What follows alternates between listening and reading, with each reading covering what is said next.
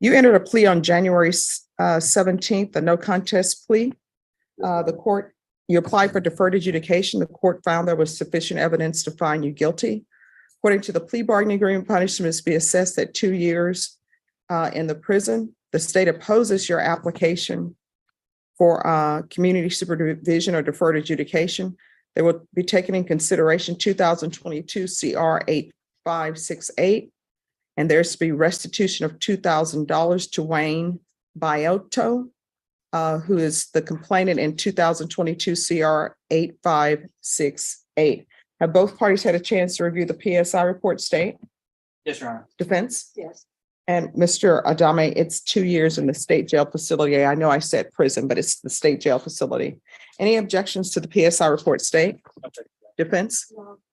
All right. According to the plea bargain agreement, the state is opposed. Does anyone have any witnesses, state? Do not have any witnesses. Defense? No, I would just like to allocate. All right. All right. Defense? Your Honor, Mr. Adame is very remorseful about what happened to his daughter. He, as you are aware of the facts, he allowed homeless cousin to stay with him. And subsequently, his daughter used the same bedroom that she had been in and ingested drugs that the cousin had left there. He called the mother of the child rather than calling an ambulance or the police, but an ambulance was then called. And anyway, he's extremely remorseful about what happened. He really wanted to wear street clothes today to honor you, but I didn't feel like the court would be willing to use the resources for a case that was involving a trial when you already have another trial going on. His fiance is at Haven for Hope, and as you read in the PSI, he plans to go there if you grant him probation. He's already set up classes for them both. He's already on the paperwork. He's going to take parenting classes, living skills classes.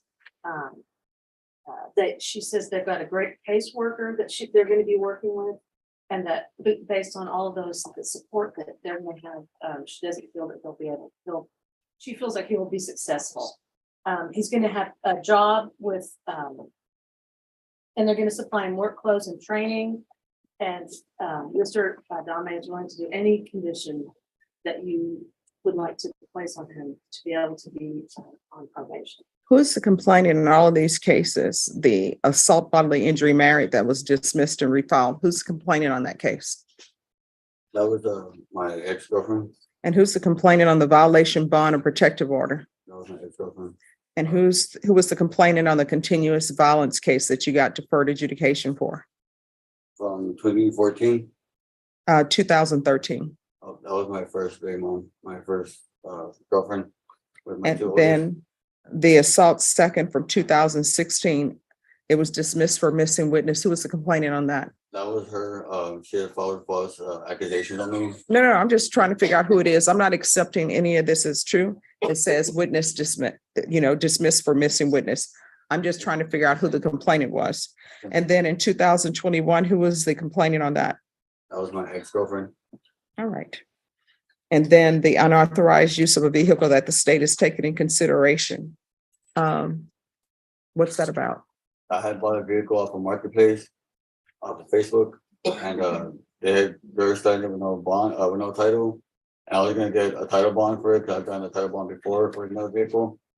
And they were gonna email me the paperwork and who I bought it from. And then later on that night, I got pulled over and I tried telling the cops that I have the messages on my phone to show them.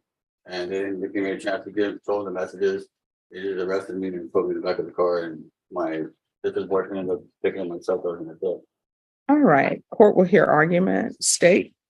Your Honor, based on the allegations in this case, this case involves the defendant's daughter ingesting methamphetamine and waking up to hallucinations while being in the defendant's care and custody. With the allegations and with the defendant's background, Your Honor, we feel that it is not appropriate for the defendant to be out, and we feel that he is a danger not only to his daughter, but possibly to the rest of the public, Your Honor. So we would ask that you deny the defendant's application for deferred adjudication in this case. All right, defense. Your Honor, I'm just reiterate what I already said, which is, he was trying to help a cousin and his daughter wound up getting injured because of it. He knows he's responsible for her care and he's extremely remorseful. He loves his daughter and he would never intentionally hurt her. Please give him a chance to be a productive member of society. All right. So according to the police report, and I always reread everything and read things, of course, when I'm taking the plea, it states that Jessica stated that Manuel had picked up the daughter from her home on October 15th because they had joint custody. She video chatted with her daughter on Saturday and everything was fine. Jessica then woke up Sunday at 8:30 to find a text message from Manuel stating that their daughter, who I believe was 8, was having hallucinations. And he said the reason why she was having hallucinations was because of a scary movie they watched the night before. Jessica then called Manuel and asked if he would drop her off, and he stated that he would. She changes her mind and said, because she could hear things going on in the background, and she said, no, she's coming to get her. Jessica stated that as she was heading over there, she called to EMS to make the location, but because she was concerned on how her daughter was acting. Once there, she was told by the EMS that her daughter's vital signs were fine, and she was told by police that dispatch as well that they had a call earlier from someone screaming, but they could not. And Jessica states she was unsure how long their daughter was acting this way before Manuel decided to text her. Jessica then allowed me to read the rest of the text message between her and Manuel. Jessica stated that Manuel has a history of drug use and stated that one of the reasons she left him was because he started using cocaine. Jessica stated that Manuel did not want to call EMS, and that is why she called when she was on her way over there. She went on to say that EMS was finished. Manuel got into the car with her and asked to be dropped off down the street. He told her that he did not want police to run his name.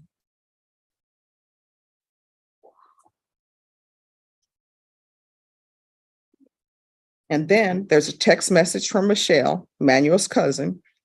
She stated it was not Manuel who was at fault and it was someone else, and she would let her know who it was if she gave her the chance. She then received a later text. Michelle responded stating that she would be on her way. Michelle did not arrive at the hospital.